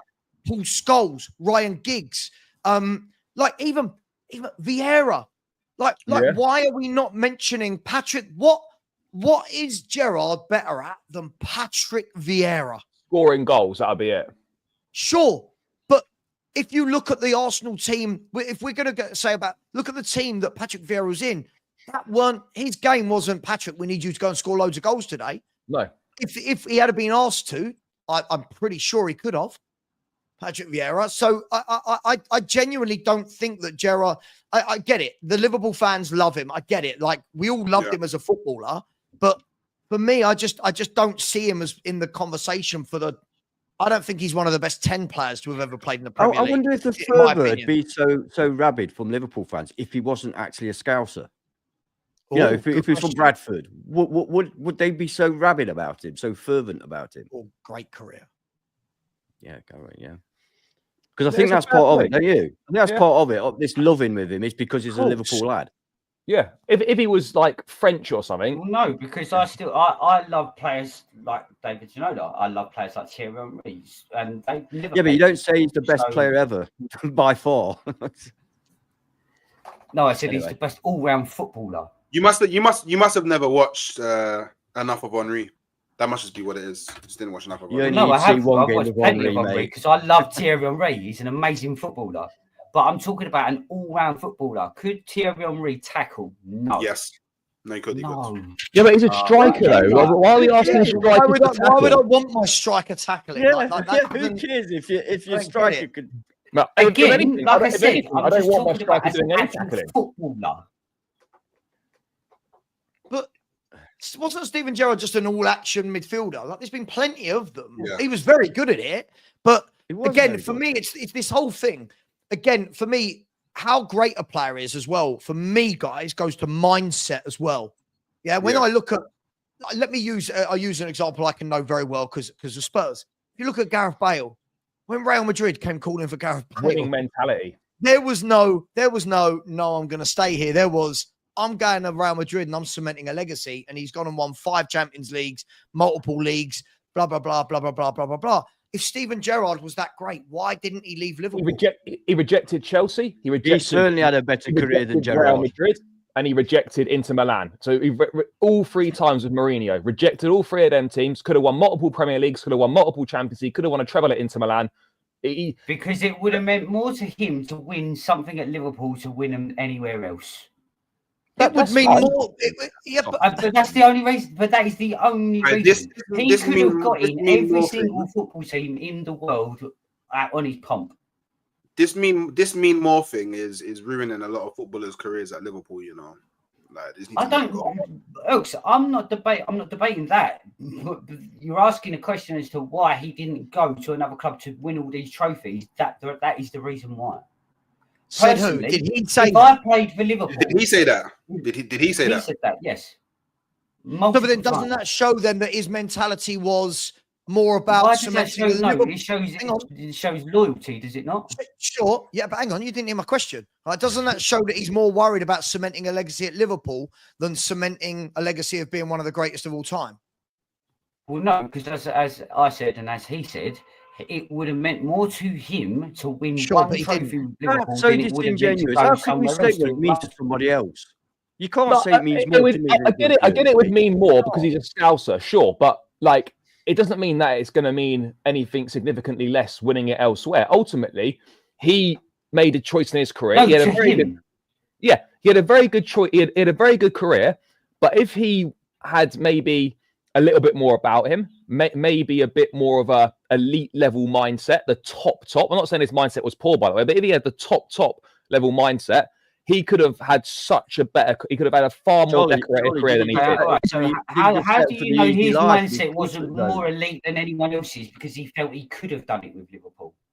But he didn't. Maybe isn't that the same as when mate. people said that Harry Kane, it would have meant more for him to win something at Spurs than leaving? But at what stage do you go, yeah, that's a lovely thought, but it's not happening? Thierry Henry he wanted to win at Arsenal, but eventually he wasn't going to win the European Cup at Arsenal, so he went to Barcelona. Yeah, exactly. Yeah, but he would have looked. And then he came back. And then he came back. Yeah. And we embraced him. Who? We was all happy. We're talking about Henry, are we? Yeah, he weren't outside his house. He was happy for him. As an Arsenal fan, What? No, Henry didn't grow up as Arsenal. But Henry did them, but Henry, like, we was all happy for him. We was like, Henry wasn't an Arsenal fan. He's a legend at Arsenal, mate. He's got a statue. He's an Arsenal legend. What are we talking about? He's an Arsenal legend, bro. Isn't this the difference, though, Puxty? You talk from a fan point of view. He never grew up an Arsenal fan, though, did he? That Steven Gerrard's a Liverpool fan still to this day. Puxty, this is like the chat we had in the the car. As a Liverpool fan. This is like the chat we had in the car where you and I done the so Puxty and I went and done the Liverpool stadium tour, and it was really good. It was very good for me. It was nice to see a stadium. It was a football stadium, not an entertainment complex. But we did the stadium tour, and afterwards we were talking about that there was nothing in the stadium that remembered Michael Owen.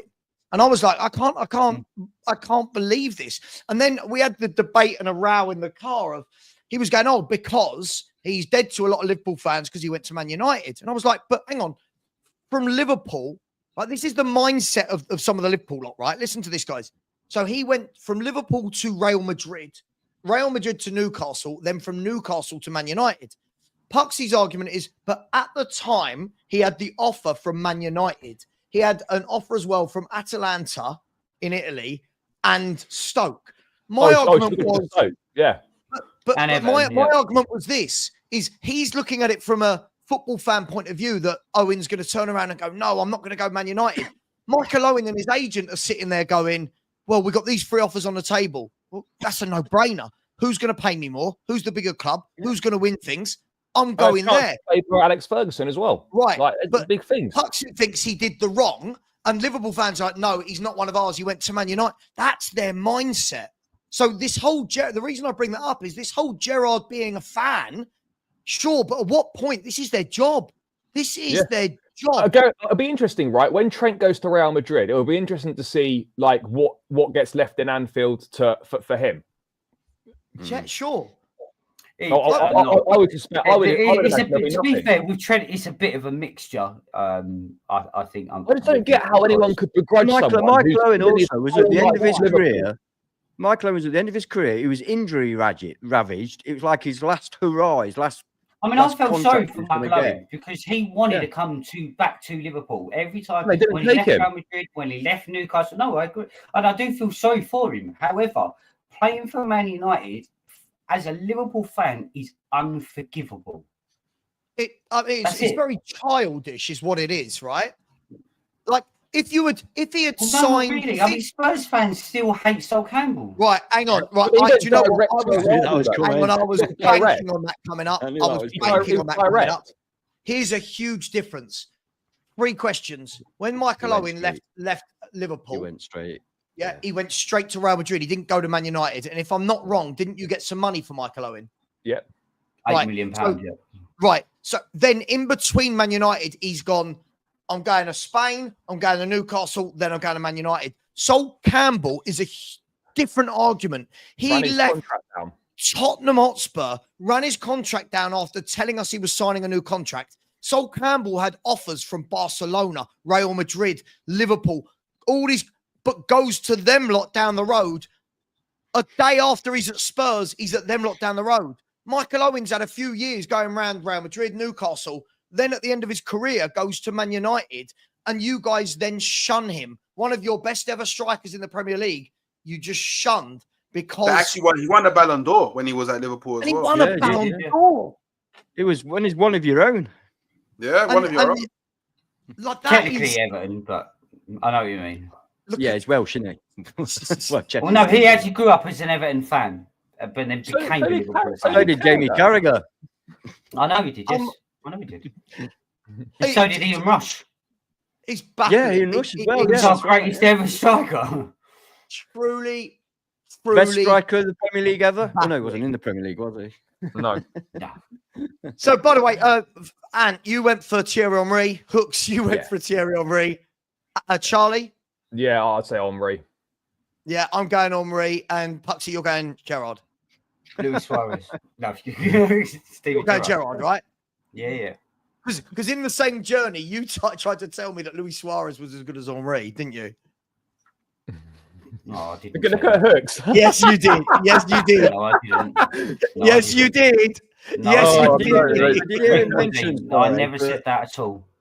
No. However, I will say We that about one it earlier, How you season, mention it? Me and Woody were talking about it earlier. You argued all the way in the car with me that Luis Suarez, because you said Luis Suarez because he didn't play, because he didn't Oh, win but league that was a title. fun car trip. no, Honestly- longevity-wise, I could ask any question. The answer's a Liverpool player. It doesn't matter. The answer is a Liverpool player. But who had a better career, Bale or Gerrard? Bale. Oh, Bale, yeah. Bale for what he Who had a- won, obviously. Who had a better career?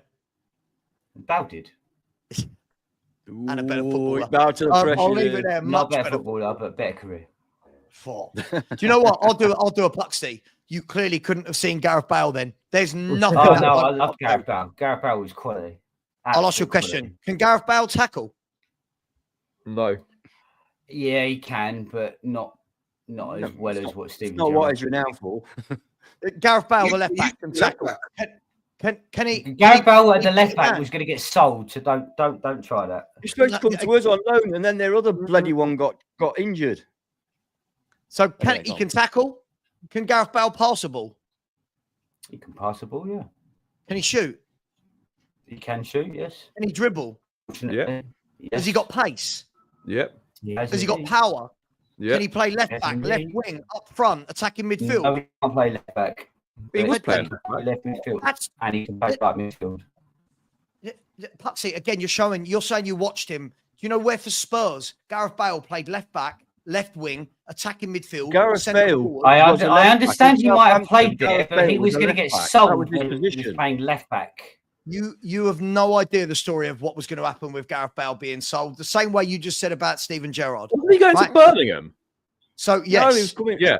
No, at one time he was coming to us, Forest, on loan, only on loan. And then the current left back that Tottenham had got injured, so they took him back, and we never had him on loan. So that's how far down the pecking order he was. And then he just took off. Just took yeah, off. Harry Redknapp came in and sorted him out. But so what's the weakness then that what's Gerrard got that Bale hasn't? Leadership. Tackling. It's from Liverpool. Leadership. Engine. So Gareth Bale didn't have an engine. Gareth But Bale you- was very injury prone, was he not? Steven Gerrard What wasn't. does that do with compared engine? to him.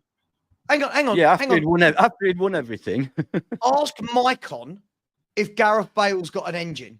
Have you seen that? Have you seen that clip where he runs off the pitch around that Barca defender in the Copa del Rey final? Yeah, but no Yeah, injury. Yeah, I've seen that. I Yeah, love who was Bale. that I love against? Bale. Barcelona. No, who is it? What player was it against? Oh, I don't It know. was against- oh God, what's his Exactly, name? Mark Bartra. So It's a final. It's against What do you Barcelona. mean it doesn't matter? Of course it matters. Professional I would football, run isn't it? past. See? Mark So in those Bartra games, and- in those famous games where Lionel Messi dribbled past 7 or 8 players and put the ball in the bottom From corner, Getafe. Does does that matter? anyone ever ask Who were they which- against? who were the Savva? players I he want the dribbled names of against? those players. Yeah. So what you're trying to do here, Pucks, this is what I love. Every point you've thrown about, I'm answering with Gareth Bale. Just we could do this with many players, and all of the answers are yes, but I can't find anything Gerrard's better at than Gareth Bale right now. Bale had the better career. Bale had better goals. Bale had better pace. Bale had better control and skill. Bale would have better technique. So Better what dribbler. was Gerrard better at than Gareth Bale? technique. Being a Technique, are you scouser. this Gareth Bale's technique was insane. Are you? Yeah. Yeah, he was insane, Tackers. Gareth Bale was. I mean, he carried one of the worst Spurs teams I've seen. Like he was superb. Well, he didn't really carry you because carry would it would Didn't get anywhere. it would imply that you got somewhere. You didn't really get anywhere. You know what I mean? In terms of that season, we would have lost most weeks. Gareth Bale was pulling out wonder goal he off was- oh, yeah. every week to win us The games. AVB season, he was just banging them in. And And he went to And Real Bale was a Madrid and part-time won footballer. 5 Champions Leagues and God knows how many league titles. You know what I mean? It's like so Anyway. I'm just putting it out there. So I'm waiting. Why is Gerrard better than Bale? I'm waiting for an answer. There isn't an answer. And that's one. By the way, I don't even think Gareth Bale's the best player that's played in the Premier League. I'm just using him as an example. he's up there though, isn't he? He's oh my Gareth Bale Great was player. different. Let's be Real Madrid came in and smacked down at the time. What was it? A 95 million pound Was it a bid. world record at the time? I think it was just behind, wasn't it? Just behind one other, Ronaldo, possibly. it was more than Ronaldo, though, wasn't it? Yes. Yeah. Yeah, he was. Yeah, he well, was Ronaldo like 85 or something. Yeah, because Spurs got famous by blowing it all, didn't they? that was the Got record. all that money and then wasted it all. Yeah. That So- was when they bought Soldado, wasn't it? Vlad Kirikez, Money. what a guy. Christian Eriksen. I look for the positives in that one. Yeah. Was that the only positive one? Yeah, there was Lamella, They had a Ericsson. disaster. They had Yeah, a disaster poor. with that Spurs money. Yeah. That Vale money. By the way, it was 100 million euro, 100.8 million euros. About the world 90 record million fee quid, yeah. for Gareth And that, Bale. remember, what year was that? How long ago was that? That was in 2000 2013. Right. So was with 12 years inflation, ago. exactly. It wasn't even that etc. long What ago would that when be you worth think now? about it. So gladfully today, thanks guys. We're going to end the show there. We have just proven that Steven Gerrard is not the best all-round player the Premier League has ever seen. Puxty, Hi, love Paul. you to bits, man. We'll do this again next week. Charlie, thank you for coming. Hooks, All good, mate. Hooks as always. And a wonderful stepping in for Wolfie, who didn't pass a Cheers, fitness test. Puxy, thank you Cheers. very much. We didn't even talk about the League Cup games. Just quickly, who's going through in both games? Hooks, Arsenal, Newcastle, Liverpool. Arsenal, Tottenham. Arsenal, Tottenham, and Arsenal, Liverpool. Arsenal, Liverpool, That'll Charlie? be Newcastle, Liverpool. Newcastle, Liverpool. Puxy, I really hope it's Newcastle, Liverpool. Newcastle, Liverpool. I think it's gonna. I've got a feeling Arsenal are going to do this. You know, I've got a feeling it'll be an Arsenal Liverpool final. Unless Spurs can buy a hook or crook, hold on for a draw. I can't see it. Guys, thank you so much. Love chatting football with you boys. Take care, everyone. Please go and subscribe to everybody. You can see their links here. They're in the channel as well. Please go and subscribe to everyone. Thank you very much. Enjoy tonight's football, whoever's playing. And as always, come on, you Spurs. You Red.